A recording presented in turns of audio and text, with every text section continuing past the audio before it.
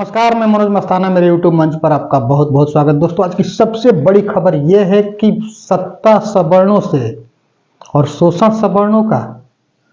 जी हाँ दोस्तों, मैं ऐसे नहीं कह रहा हूं क्योंकि आज गोदी मीडिया पर तो कहीं इसकी डिबेट नहीं हो रही है।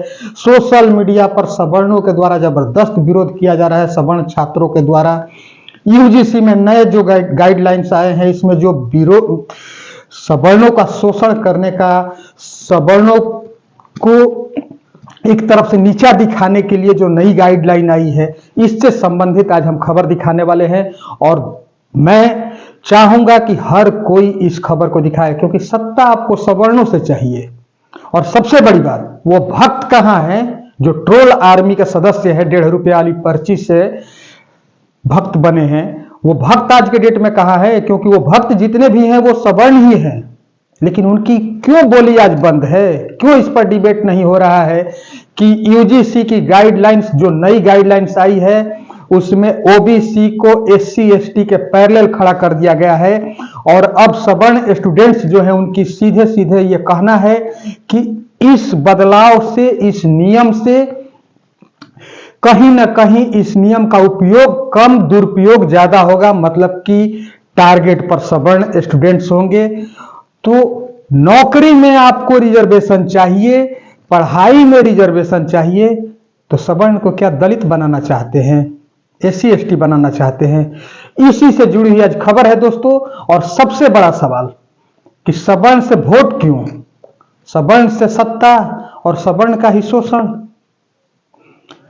इसी से जुड़ी हुई खबर है। पूरी यूजीसी की जो गाइडलाइन आई है, इसमें क्या बदलाव किए गए हैं और इसका जनरल कैटेगरी के स्टूडेंट्स पर क्या असर पड़ रहा है और किस तरह से वो प्रोटेस्ट कर रहे हैं, इससे जुड़ी हुई खबर हम आपको आगे दिखाएंगे चंद मिनट के वीडियो में। दोस्तों, आप कहीं नहीं जाइएगा, चैनल पर बने रहिए। साथ ही साथ अगर आप नए हैं चैनल पर तो प्लीज चैनल को सब्सक्राइब करिए और बेल आइकन जरूर प्रेस कर लीजिए। फेसबुक पेज पर देख रहे हैं दोस्तों तो पेज को भी फॉलो कर लीजिए। आइए दोस्तों, अब खबर की तरफ बढ़ते हैं। यूजीसी की न्यू गाइडलाइंस देश भर में जातिगत आधार पर भेदभाव संबंधी गाइडलाइंस को लेकर विवाद बढ़ रहा है। जनरल कैटेगरी को लग रहा है कि यह नियम असंतुलित है, इससे उन्हें निशाना बनाया जा सकता है, इस नियम के दुरुपयोग होने की पूरी आशंका है। लिहाजा इसे लेकर देश भर के कॉलेज और उच्च शिक्षण संस्थानों में असंतोष बढ़ रहा है या विरोध हो रहा है। हम कहें कि विरोध हो रहा है तो बिल्कुल गलत नहीं होगा।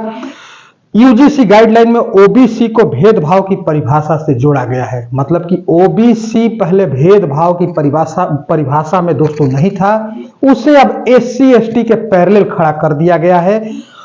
हर कॉलेज में इक्विटी कमेटी बनाना अनिवार्य है। अगर कॉलेज इक्विटी कमेटी नहीं बनाता है तो उसकी मान्यता रद्द कर दी जाएगी।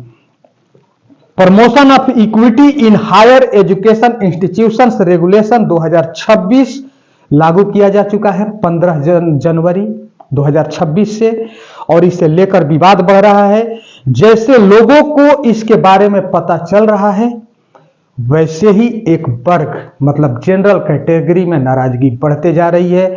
छात्र सोशल मीडिया पर अपना विरोध जता रहे हैं, दिखा रहे हैं, क्योंकि गोदी मीडिया की औकात नहीं है कि इस पर डिबेट कर सके, सरकार से सीधा सवाल कर सके।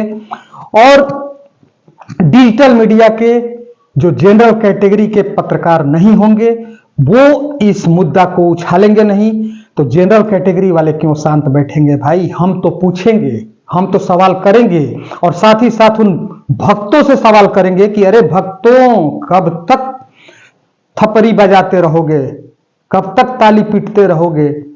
कुछ तो सोचो। भीमराव अंबेडकर ने जब संविधान लिखा था तो आरक्षण को उन्होंने दिया था, लेकिन उन्होंने कहा था कि 10 साल तक यह आरक्षण का नियम रहना चाहिए, बाद में सबकी स्थिति सुधरे तो इसे खत्म किया जा सकता है। संविधान में इस तरह का नियम था। लेकिन आज आरक्षण को सबसे बड़ा मुद्दा बना करके इसी पर राजनीति हो रही है, इसी पर सत्ता चल रही है। लेकिन सबसे हैरत की बात यह है कि जो आज सत्ता में सत्तासीन हैं वो सवर्णों के वोट से सत्तासीन हैं, और वो सवर्णों को इस तरह से अनदेखी कर रहे हैं। क्यों भाई? 11 साल में आपके पास सिर्फ एक आर्थिक आधार पर 10% का आरक्षण दिखा करके सवर्णों को कुचलने का प्रयास किया जा रहा है। क्या सवर्ण इसी के लिए है कि सिर्फ आपको सत्ता में बिठाते रहें और आप सवर्णों का ही खत्म करते रहें, हर नियम हर ताक पर रखते रहें और सवर्ण दलित बनते चले जाए? तो सबसे बड़ा सवाल यही है कि सवर्ण स्टूडेंट्स के साथ इस तरह की कानून बना करके कहीं ना कहीं सवर्ण को टारगेट करने की कोशिश की जा रही है। और सवर्ण स्टूडेंट्स की सबसे बड़ी आशंका यही है कि इस नियम का जो नया नियम बना है यूजीसी गाइडलाइंस के तहत जो आया है, इसमें सवर्णों का दुरुपयोग किया जाएगा, झूठा उनके ऊपर कंप्लेन दर्ज कराया जाएगा और पहले झूठा कंप्लेन दर्ज पर जुर्माना का प्रावधान था, उस जुर्माने के भी प्रावधान को खत्म कर दिया गया है। सबसे बड़ी बात यह है, इसी से ज्यादातर असंतोष बढ़ रहा है सवर्ण स्टूडेंट्स में, जनरल कैटेगरी के स्टूडेंट्स में, क्योंकि वो जुर्माना वाला प्रावधान भी खत्म कर दिया गया है कि अगर कोई झूठी कंप्लेन भी करता है तो पहले झूठी कंप्लेन साबित होने पर उन पर जुर्माना लगाया जाता था, उस प्रावधान को खत्म कर दिया गया है। मतलब जिसके मन में जो आएगा वो अपना भेदभाव का एक आरोप लगा करके लगा सकता है और बाद में साबित होगा कि ये झूठा आरोप था तो भी कुछ उसका नहीं होगा। तो कहीं ना कहीं शोषण तो किया जा रहा है ना, टारगेट किया जा रहा है ना जनरल स्टूडेंट्स को, और इस पर सरकार एकदम मुख दर्शक बनी हुई है। और सबसे बड़ी बात, यूजीसी की जो ये नई गाइडलाइंस आई है, इसके चेयरमैन जो है वो एक सवर्ण ही है, डॉक्टर विनीत जोशी। जी हाँ दोस्तों, डॉक्टर विनीत जोशी ने ये नियम बना करके, बताइए, सवर्ण ही सवर्ण के पीछे पड़ा हुआ है। ठीक है, हम मानते हैं कि ये गाइडलाइन की जरूरत पड़ी, इसलिए पड़ी कि सुप्रीम कोर्ट में जब रोहित वेमुला की आत्महत्या का केस पहुंचा था तो उसके बाद सुप्रीम कोर्ट ने 2012 के नियमों को मतलब चेंज करके और भेदभाव को थोड़ा सा रोकने के लिए, प्रभावी बनाने के लिए भेजा था। सुप्रीम कोर्ट ने आदेश दिया था कि इस नियम में सुधार किया जाए। सुधार करने का, सुप्रीम कोर्ट ने सुधार करने का आदेश दिया था या कहा था, तो इसका मतलब यह नहीं था कि सवर्णों का शोषण कर दीजिए, सवर्णों को एकदम साइड कर दीजिए, तख्ता पर रख दीजिए सवर्ण को। और सवर्ण स्टूडेंट आज टारगेट पर है, छोटे कॉलेज हो या उच्च शिक्षा संस्थान हो, हर जगह अब यह नियम लागू है।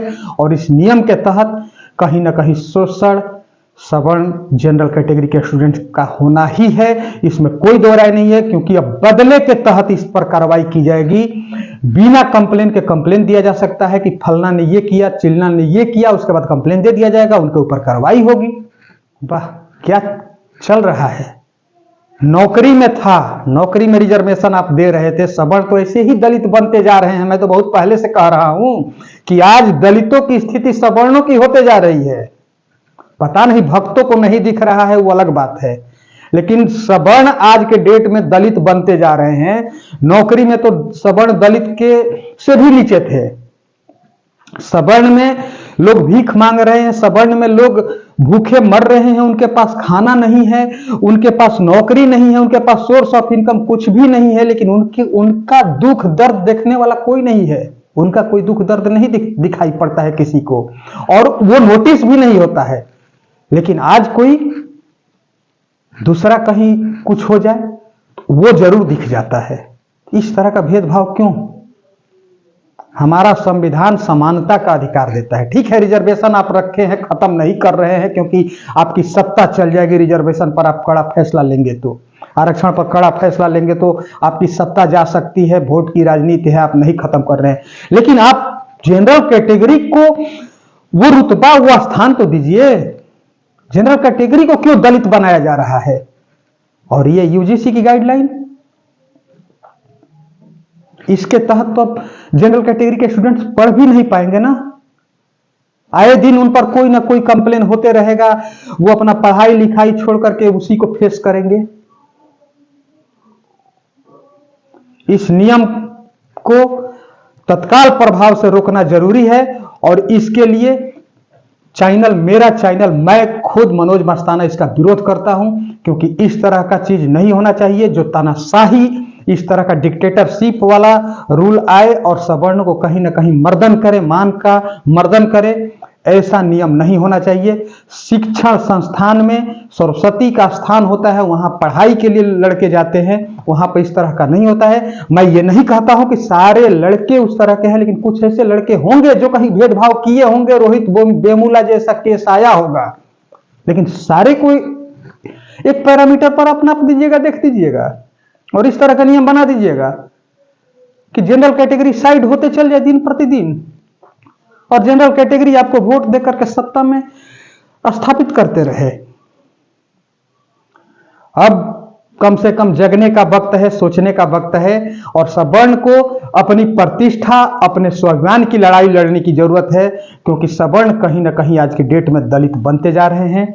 निश्चित तौर पर मेरी बातें आज कठोर लग रही होगी, लेकिन मैं कठोर नहीं कह रहा हूं, कठोर नहीं बोल रहा हूं, सब सच बोल रहा हूं, क्योंकि आज सवर्ण की स्थिति क्या है देश में। एक मैं भी सवर्ण हूं, आप भी सवर्ण हैं, आप खुद को देख लीजिए। अलग बात है राजनीति के लिए किसी का समर्थन करिए, किसी का विरोध करिए, मैं किसी का समर्थन, किसी का विरोध नहीं कर रहा हूं, लेकिन मेरा एक सवाल सीधा सा है कि सवर्णों से सत्ता अगर आप हथिया रहे हैं तो सवर्णों का शोषण करने के लिए कानून क्यों बना रहे हैं? क्यों सवर्ण छात्र आज की डेट में नौकरी के लिए तो पहले ही वो दर दर भटक रहे थे, पढ़ने के बावजूद, अच्छा मार्क्स आने के बावजूद उनको कहीं नौकरी नहीं मिलती थी, रिजर्वेशन के मार वो झेल रहे थे लंबे अरसे से। और अब पढ़ाई में भी इस तरह की बातें। ओबीसी को कैसे एससी और एसटी के पैरामीटर में रखा गया? सबसे बड़ा सवाल यह है, ओबीसी के साथ कैसा भेदभाव था? रोहित वेमुला तो मान के चलिए एसटी था, उसके साथ कहीं भेदभाव हुआ होगा, हम मानते हैं, हम ये नहीं कहते हैं कि भेदभाव नहीं हुआ होगा। उसे आत्महत्या करने पर वो उसे मजबूर होना पड़ा और किया। सुप्रीम कोर्ट ने भी गाइडलाइन बनाने का निर्देश दिया, ठीक है, लेकिन निर्देश भी तो इस तरह का कि अब सवर्णों को टारगेट किया जाएगा। नियम कम, ये दुरुपयोग का चांस इसमें ज्यादा है। तो इस नियम का अगर सवर्ण स्टूडेंट कहीं ना कहीं विरोध कर रहे हैं तो ये वास्तविकता है। और दोस्तों आपको असल बात इसमें बता देते हैं कि दरअसल इसके प्रावधान इतने कड़े हैं कि लोगों को लग रहा है कि ऐसे कानून का सही इस्तेमाल कम होगा, लेकिन इससे बदला लेने की कार्रवाई ज्यादा होगी। दरअसल रोहित वेमुला की आत्महत्या के बाद यह मामला सुप्रीम कोर्ट में पहुंचा। तब सुप्रीम कोर्ट ने यूजीसी को निर्देश दिया कि 2012 के पुराने नियमों को मजबूत करने के लिए नई गाइडलाइन बनाई जाए। मजबूत करने के लिए, आप ध्यान से सुनिएगा, यानी ओबीसी एससी एसटी के लिए बेहतर माहौल तैयार किया जाए, ये सुप्रीम कोर्ट ने कहा था। तो बेहतर माहौल तैयार करने का मतलब यह है कि अब इस तरह का कर दीजिए कि ओबीसी को एससी एसटी में मिला दीजिए, एक तरफ सवर्ण और एक तरफ एसटी कर दीजिए, फिर ओबीसी कैटेगरियां बांटने की क्या जरूरत है? जनरल बनाम एसटी हो जाएगा, सवर्ण सवर्ण रह जाएंगे, बाकी सब दलित महादलित हो जाएंगे। ये रिजर्वेशन इस देश की सबसे विभत्स और खराब कुरीति है, जिसका दंश हर वक्त सवर्णों को झेलना पड़ रहा है। और सवर्ण इसके टारगेट पर हमेशा रहते हैं, क्योंकि जहां कहीं भी सवर्ण कुछ आगे करते दिख रहे हैं, अरे आज के डेट में आगे सवर्ण करेंगे क्या? पढ़ाई लिखाई करके भी दर दर भटक रहे हैं रोजगार के लिए, उन्हें रोजगार नहीं मिल रहा है।